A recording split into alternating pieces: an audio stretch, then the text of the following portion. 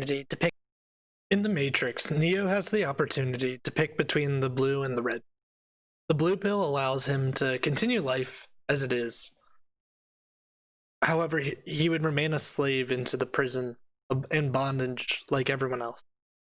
He would wake up and believe whatever he wants to believe. He picks the red pill. He becomes awakened. He sees how deep the world's corrupted around him. This idea is often mapped into our own modern politics. The left-wing Democrat position is often seen as being the blue-pilled side, and Republican right-wing ideas are normally seen as being red-pilled. This isn't to say there isn't mixed match, there isn't blue-pilled Republicans, or vice versa. Last week, I focused on how radicalization occurs on the right through the shutdown of mainstream conversation and finding smaller, more radical echoes. Today, I want to address the left-wing radicalization and where that happens, right in front of you. This last week, Ben Shapiro had the opportunity to write for Politico on a article that was what they call the Playbook.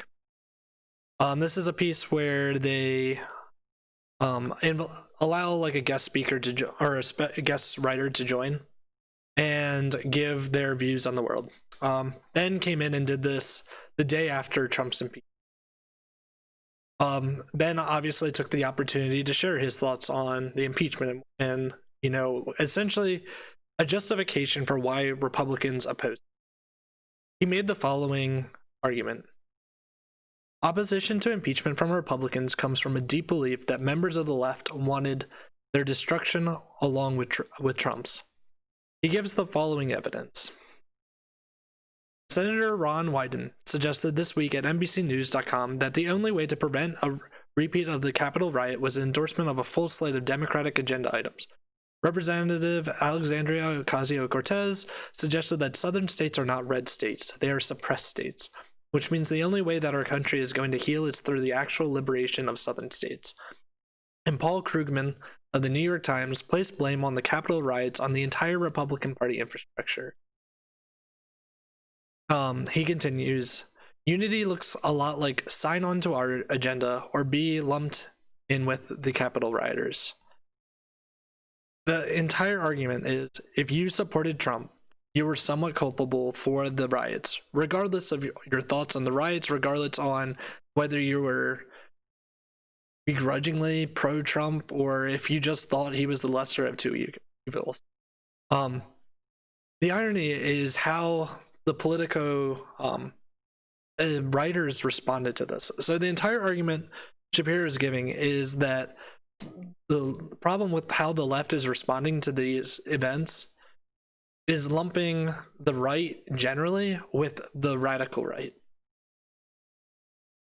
So what do the staffers do? They raise concerns to their editors as a result of allowing Ben to have this platform to speak, to have someone from the right share their views on a generally seen as left-wing forum. The Daily Beast writes, internally at Politico, several staffers raised concerns about the decision to allow him to guest write the key newsletter, even for a day.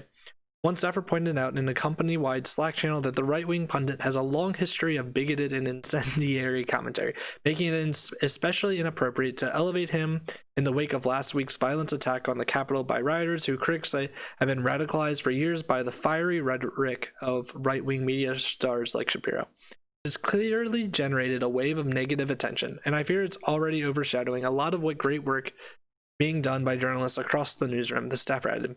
The comment received dozen upvotes from Politico colleagues.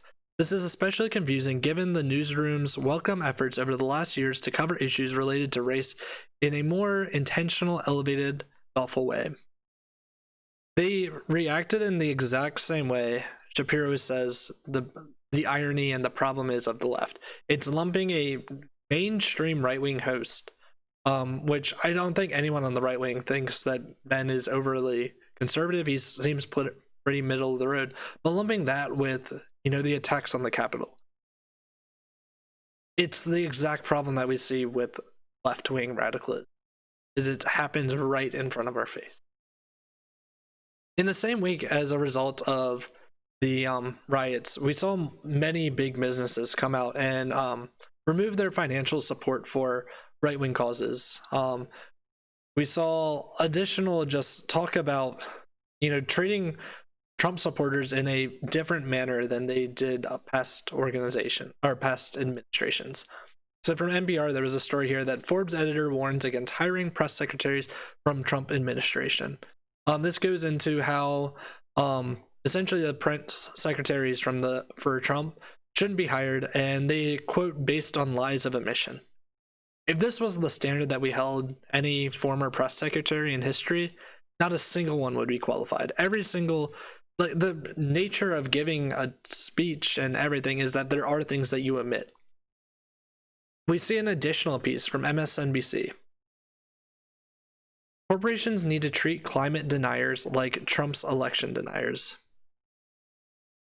It's just like Shapiro said, sign our agenda or you're a Capitol rioter. I think the irony here with critiquing the conservative movement on environmentalism is there's been a lot of large steps in of progress on that front. I remember listening to Dan Crenshaw's podcast about a month ago. He did a talk with a local forest ranger on essentially just like how forest management happens and how that affects wildfires, and essentially when we don't remove brush, that allows fires to spread more regularly. And essentially how there was a lot of funding going in specifically from right-wing groups for preserving these forests.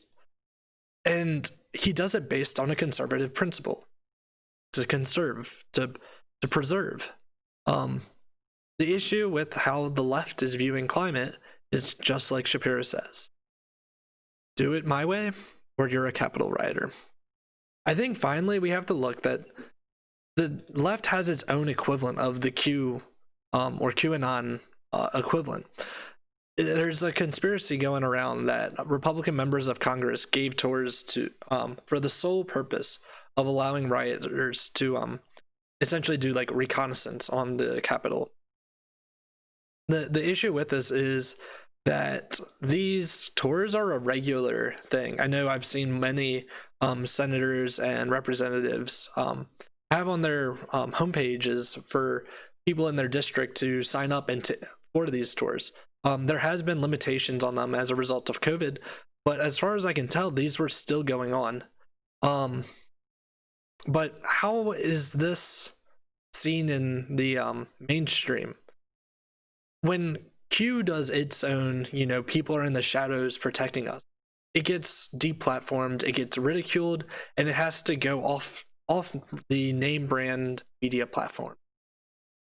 When the left has its own equivalent of an anti-Q conspiracy of, all this radicalization happening in the shadows, it doesn't have to run. It gets propped up, it gets published and shared on your 7 o'clock news.